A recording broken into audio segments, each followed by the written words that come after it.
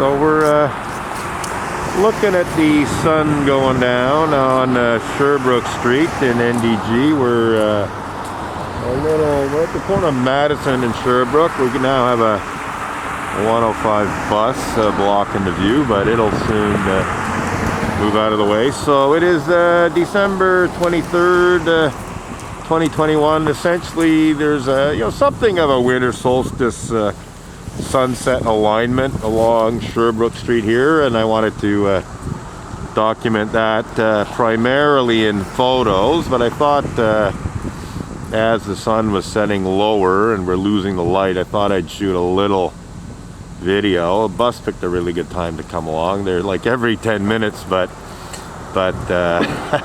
had to pick this time. I got a feeling the sun might be kind of gone by the time the bus moves out of the way, but we'll just keep this running because we can't take any photos anyway. We'll see where the sun is once the bus gets moving now, so in a few seconds we should be able to see where the sun is. So yeah, so it's there. It's still poking above the buildings a little bit, but it's just a matter of time before it disappears.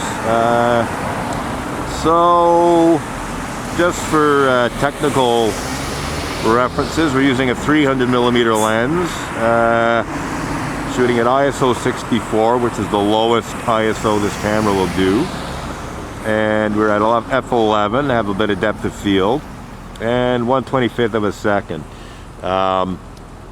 So that's it. With my eye I can see that the sun is just about to disappear behind the buildings, and we'll get the twilight's last gleaming, as it were, right about now. Yeah, so with my eye I can still see it. It's actually brighter, but that might be because of my astigmatism. I can still see it with the eye, not so much on the camera here. Okay, a last little glint there with the eye, and that's it. That's the sun gone.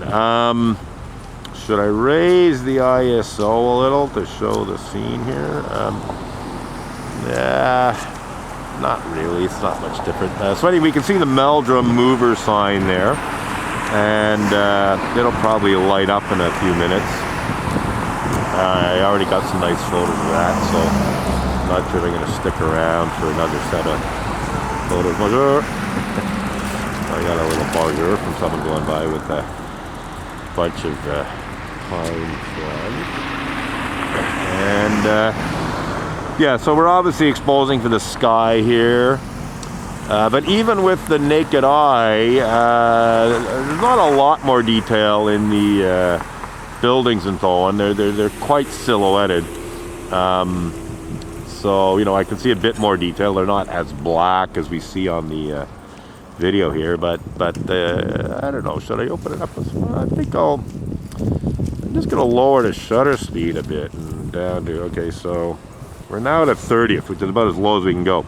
So now we can see more detail in terms of the cars and the buildings and this and that.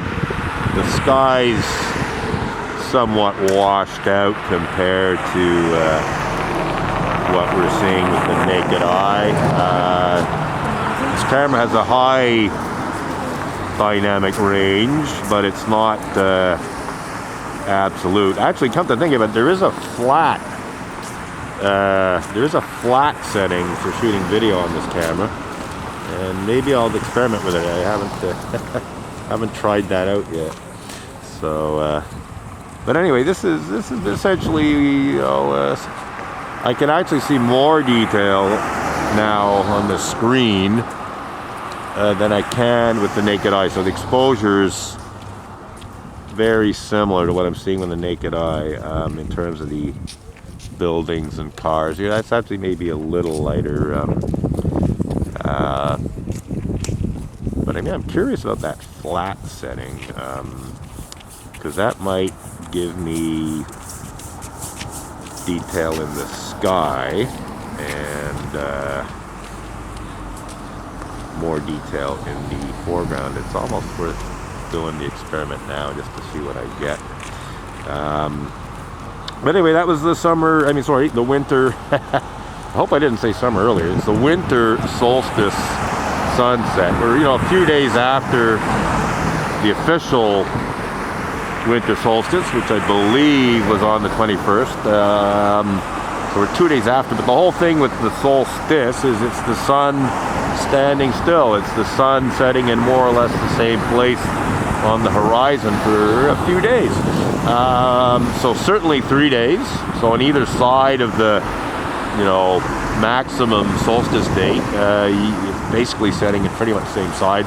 I think you can easily stretch it 2 days on either side of the official solstice date in terms of the sun setting in pretty much the same place on the horizon, maybe some slight differences.